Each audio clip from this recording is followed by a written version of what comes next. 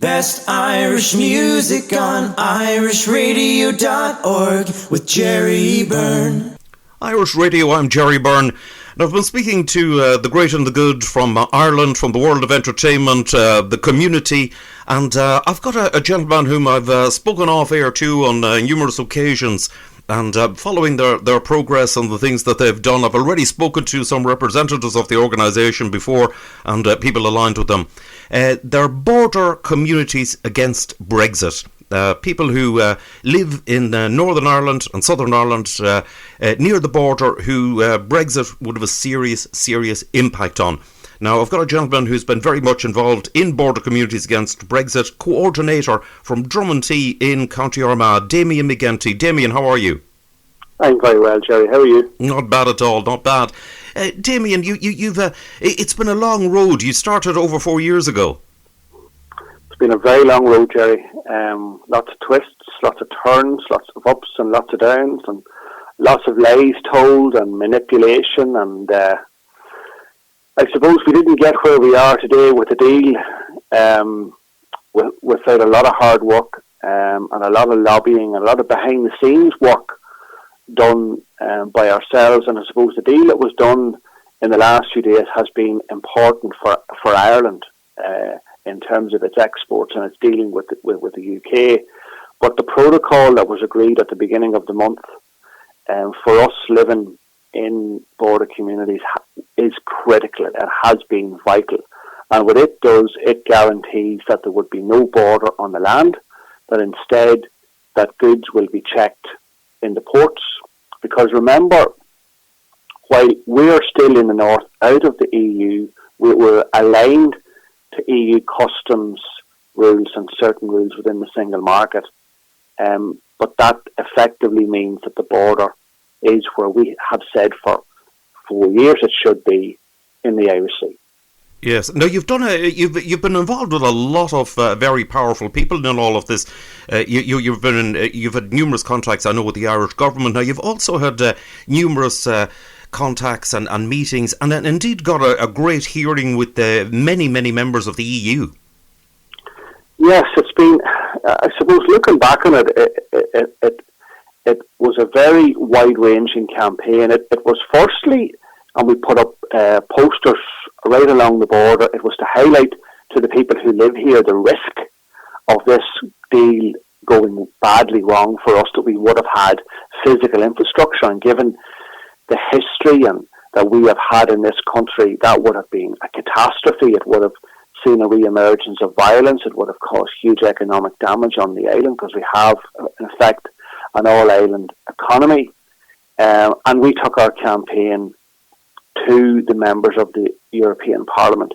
What most people, I suppose, didn't understand, and we did from the beginning, the Parliament, while they weren't negotiating, but they had the power. They had the power to agree any deal that came before them. So we concentrated our efforts with Guy Verhofstadt, who was the Brexit coordinator, the members of his Brexit group, which were effectively the leaders of the political groups in the Parliament, and we would have met hundreds of MEPs and lots of European ambassadors. We would have brought them to the Irish border, along with lots of members of the European Parliament, and we would have said to them, look, this is what will happen, this is how it will affect my life, and here's what we need from you. And across 4 years, and we've had lots of engagement both over the phone and in person, they have been solidly, steadfastly, 100% behind us. And that European solidarity for us, which is an island on the periphery of the European Union, has been amazing. Indeed so. It's been it has been truly incredible, actually, to see the depth of understanding that the EU and the members of the EU, the various countries, have had. Now, an interesting thing is you actually won back in 2017. You were put forward for an award in the EU. That's right. I got a phone call from, it was actually Matt Carthy, MEP, and him and 4 or 5 other Irish MEPs nominated us for the European Citizens Prize. Now, I thought nothing of it at the time, and remarkably, we won it. And Declan Fern, our chair, tells an amazing story. He was there collecting the prize for us, and on the evening there was a dinner for the prize winners in the restaurant in the Parliament, and each of the prize winners were saying why they were there and for what reason. But every other winner from every other member state knew about our campaign. They had seen it on their local TV or in their local newspaper. And that had said to me, and that was in October, November 2017, that our message had got really deeply into all of the member states. And that was our engagement, but also we have spoken to probably 600, 700, 800 journalists at that point, and probably 70% of them were European journalists. And we have 14 or 15 active members around the border, and every couple of days each of us would have been speaking to various journalists about how it would affect our lives. So that message definitely got carried very deeply into the member states. That is phenomenal that, that it actually, that all the member states of the EU, which is absolutely enormous when you think about it, that actually in even their local areas and the local news stories was carrying a news story about, a small country right on the western peripheral of Europe and the problems with this situation. It obviously struck a major chord with them all. It did, and I suppose our imagery, which was more by accident than design, our big yellow posters, they became the focal point for everyone when the issue was being talked about Ireland and the Irish border. Our big yellow posters was the image that was used. It has been carried right around the world. And actually the border is very difficult to photograph. It's a wiggly line. It can be a river, or it can be a wall, or the middle of someone's house, or it can be run up through top of a mountain. It's hard to define, and our posters became that definitive image. And our famous customs men standing at the stop at the Stad signs, that they went right around the world. And they were very memorable. So I suppose that with our social media and others, that was very effective. Indeed, I'll have to say the yellow and the black, definitely the sign of danger was a major thing which which stood out. I'll have to say I have seen some of the things you have done, and one of the things which you did with the customs guys in the uniforms and all that, I remember all of that distinctly and very clearly. I went through the border like that. I'll have to say, to me, who experienced it, I found it absolutely horrific, and I'm not underestimating. I just thought, this is scary. This is just scary. Yeah, and that was the point of doing that. It was to say to people, this is what we risk here. If we don't get a special arrangement, this is what our future will be. Had we not the protocol today, Jerry, there would be customs posts being built across the island of Ireland right now. Border roads would be closed. There are 300 border roads. And in June 2017, the trucks were counted crossing the Irish border on just 6 roads, and there were 13,500 of them crossed every day. That's not cars, it's not vans, it's not people on bicycles, or that was just trucks on just 6 roads. So you couldn't imagine that if there were only 6 or 8 crossing points and all of the other border roads closed, because that's the only way you could manage a border between the EU and a third country, what the effect that would have had in our community. And that was the core thing that we campaigned against, and that's why we needed a special arrangement, and that's why the protocol has been so important.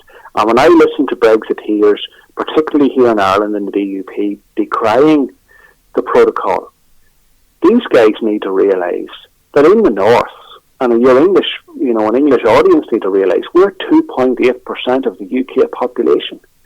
Unionism is probably about 1% of that population. And the DUP, who were fighting venomously against what was originally the backstop, the DUP represent 22 or 3% of the people in the north. And, I think when that message got really delivered to 10 Downing Street, that here they were threatening a no-deal Brexit, bringing the entire economy of the UK over a cliff, the fifth largest economy in the world, to crash it out over a region that's 2.8% of its population, and at the behest of a political party that is so small in terms of the population of the UK. It never was going to happen. And I heard Dominic Grieve recently on Sky News talking about that this would come down to a benefit cost analysis, and that we knew all along that was going to happen. Yes. I spoke before to Tom Murray from Border Communities Against Brexit, and he said one of the resounding statements that he actually said on it. He said, Jerry, a border is not a problem if you only cross it a couple of times a year, but if you're crossing it a couple of times a day, that's when it becomes a problem if there's any disruption. Of course.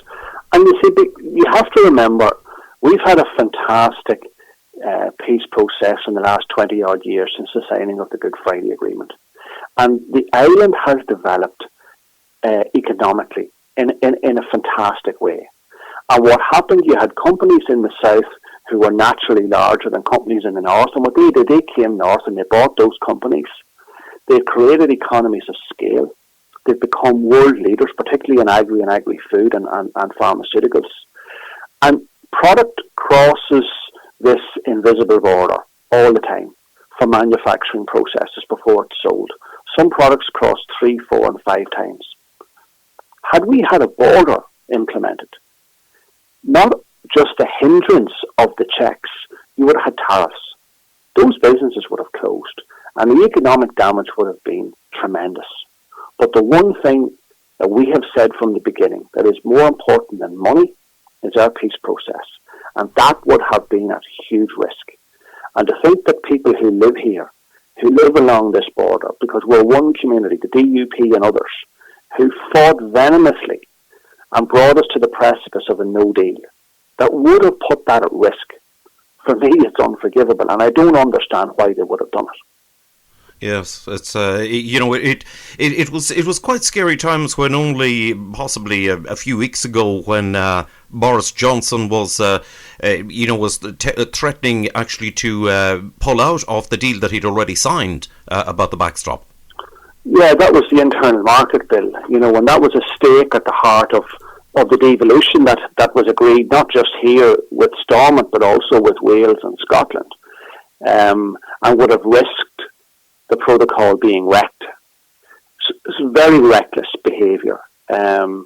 Certainly, I don't know anybody that believes anything that Boris Johnson says. He can say one thing today and something else totally different tomorrow. And I suppose the crucial thing that has happened now is that these agreements, the protocol, the withdrawal agreement, and this agreement is legal text. Yes. And he will have to live to the letter of those agreements, because we will be, amongst others, keeping an eye to ensure that it's lived up to the letter, that there can be never any backsliding on this, because our lives and the economic future of the people on the island of Ireland are far too important for some Tory minister to, at a whim, to decide that he wants to change this agreement. That can't happen.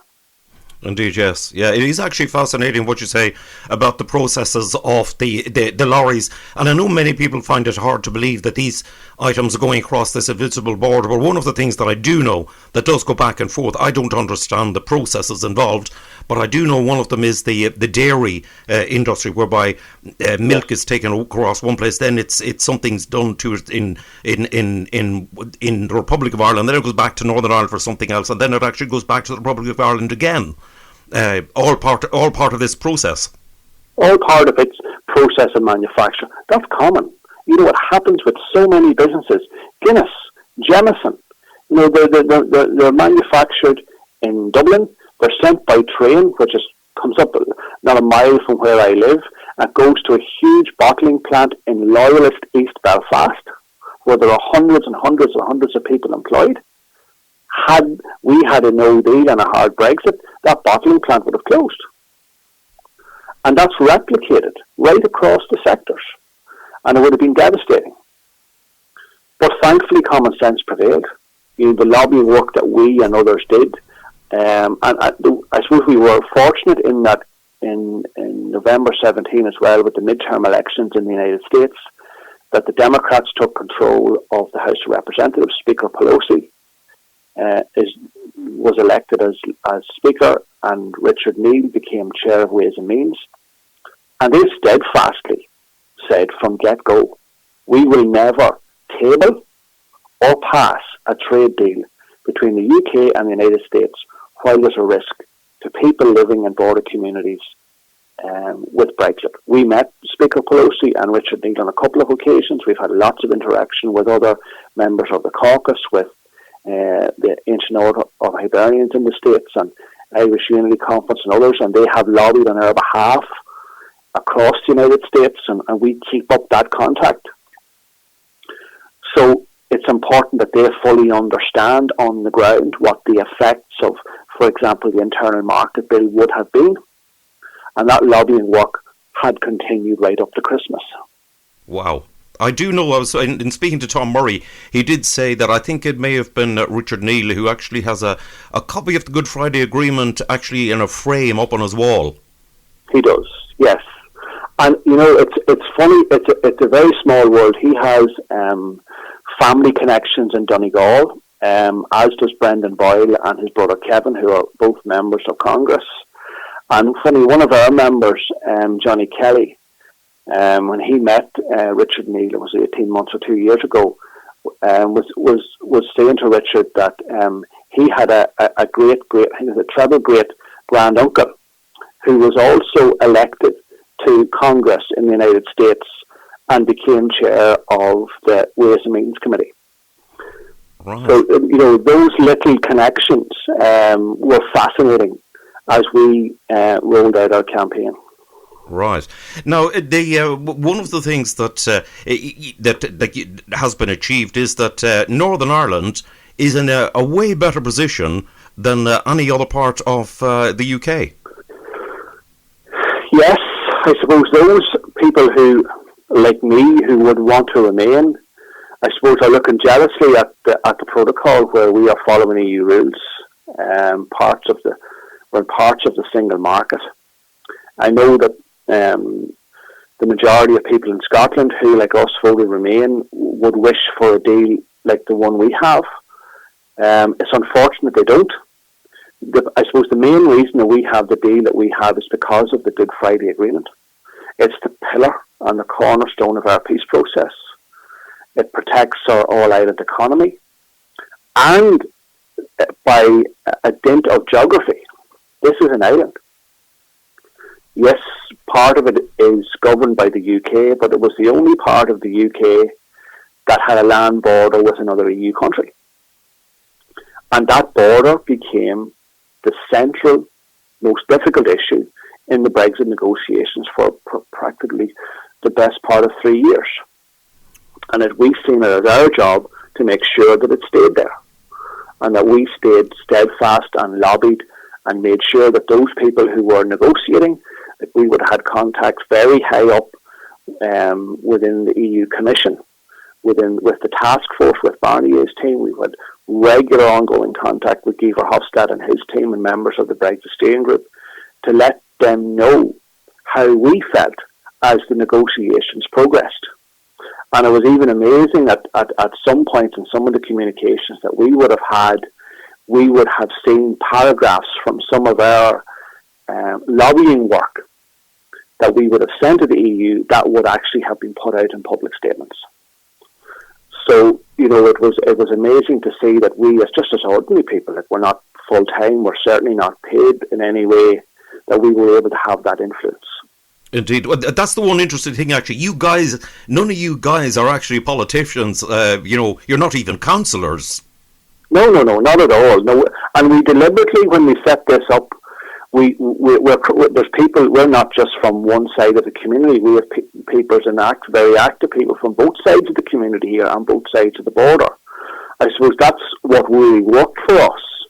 That we were not in any political party. Some of us may have been in the past, and we're very diverse like that, but we had a common objective. And the common objective was to prevent a border, to roll our sleeves up, to make the case in the EU institutions, in Ireland and in America, as to why a border was very bad news for people living in Ireland. And our signage, our social media campaign, that all worked really well.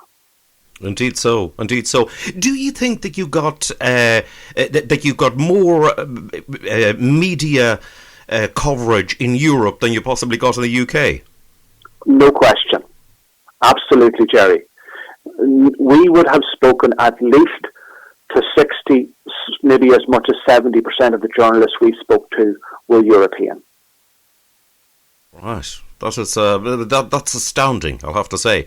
Because there was coverage in the UK media, to be fair, but it's astounding that there was so much coverage, from right across mainland Europe. Yeah, and that was, I suppose, that we would have seen a bias by some of the British media towards us. There are some media organisations in the UK who never spoke to us. We ignored that, because we knew that we needed to win the hearts and minds of people in mainland Europe. We knew we needed as many members of the European Parliament on our side as is humanly possible. I remember organising a lobby. We went out to Strasbourg. It was actually a TV crew with us. There was a documentary going on at the same time. It was quite mental, to tell you the truth, for 2 or 3 days. We did 18 or 19 meetings across 2.5 days. And it was amazing to see that the doors were flung open to us, to anyone who we asked to meet. From commissioners to group leaders to groups of MEPs. And the message that we carried and what we got back was solid support. They said that they would never ratify any agreement between the UK and the EU that damaged Ireland or damaged border communities.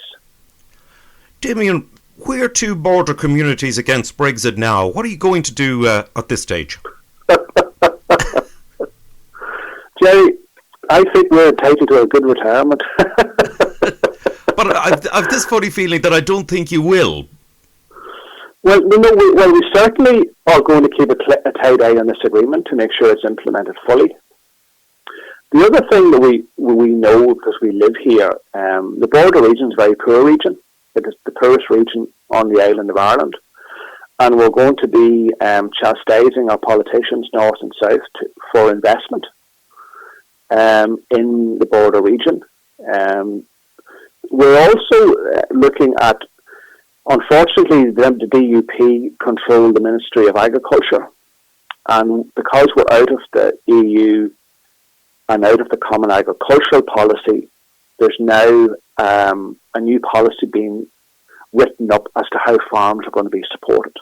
And farms in the border area on the northern side are small. They're predominantly from one side of the community, and what we're seeing at the moment is that there's an attempt to take money away from them. So that's a little campaign we're going to get involved in very shortly. I suppose we'll see where the future goes. We have developed a lot of contacts, and I suppose it won't be as intense because we couldn't stick that pace, in the longer term. But we certainly will be campaigning on key issues that we see are relevant in the time ahead. And indeed, it's interesting what you say, Damian, about the farms. And I know about the small farms around the border in both the north and the south. I mean, in general, they're pretty small holdings. They are, and we met with Nina Obermeyer. She's now the EU ambassador to New Zealand, but then she was the point person for Barney's team on the Brexit negotiations. And because the north is not receiving funds under the Common Agricultural Policy, we would like to see that farm payments on the island of Ireland are equalised. So if you farm in County Louth and someone farms in County Armagh, you would get the same farm supports At the moment, the way it's looking is that there's going to be a huge economic imbalance. Farmers in the south are going to be way better off and have an economic advantage over farmers in the north. And then in the middle of this, you have a DUP minister who's looking to skew farm payments towards very large farmers who are predominantly from one side of the community, and that is not the farm structure of farmers along the border. At the moment, farmers along the border receive about 70% of the farm payments that were designed under the Common Agricultural Policy. So we see that there's an attempt to take those monies away. And that's a campaign that we're going to start now soon to highlight the unfairness inherent in that. But what we have been doing in the last couple of days, funny, we were shooting a video today, is really important for us to thank people, not just people like yourselves in the media, but particularly those people in Europe, from Ursula von der Leyen, her predecessor Donald Tusk, Guy Verhofstadt, and many other people who took time to talk to us, to listen to us, and to embed what we needed into those negotiations. That for us is crucial and has been critical. Indeed so. And actually, one of the things as regards you were saying about the farm situation there, it's already been noted that the farm subsidy, I believe it's called, which it was coming from the EU, which was a very, very large amount of money in order to help farmers in poorer and disadvantaged areas. That money will basically in 2021, it ain't going to come to Northern Ireland unless that something can be organised on an All-Ireland basis. Well, it's not coming in certainly the quantity that was even the British government promised. They promised to match it. We saw recently with the spending review that promise has been broken. It's been broken to farmers in Wales and farmers in Scotland. We never believed for a moment that they would keep that promise. But at the very least, what we want to see is with whatever budget is there, that it's paid out fairly. And that's the challenge that we'll be issuing to all the political parties in the north very soon, to make sure that it's fair. And you have to remember then we can, if others in the executive, like the DUP, would agree, would Europe give assistance? But there are other issues, like we have lost rights. We have no EU representation. We have no MEPs.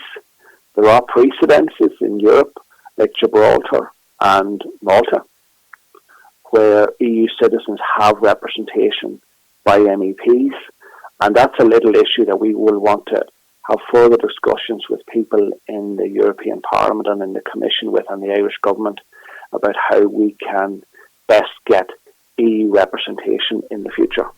Yes, it is. It's one of those anomalies where you can kind of walk up the road and into County Louth or Monaghan, and they actually have MEP representation, but you don't. Correct. Yeah, and that's another thing that we wish to tease out in the time ahead. Indeed. Damian, listen, it's been fascinating. I'll still keep an eye on what you're doing. It's been lovely to speak to you.